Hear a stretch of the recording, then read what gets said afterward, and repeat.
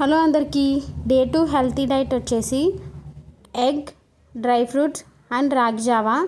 దీంట్లో మనకి rich protein, iron, fibre, vitamins అన్నీ దొరుకుతాయి. కాల్షియం కూడా దొరుకుతుంది.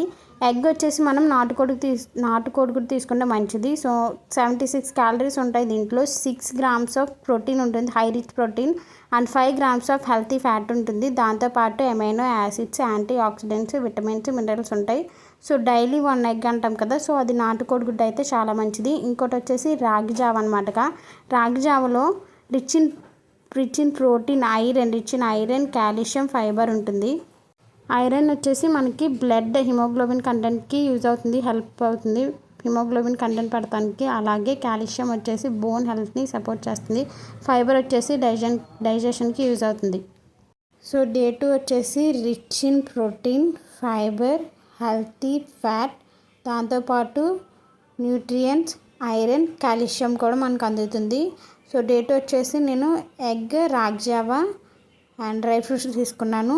రాగి జావా కావాలంటే కామెంట్ చేయండి ఎలా ప్రిపేర్ చేయాలో, and subscribe for more videos. Thank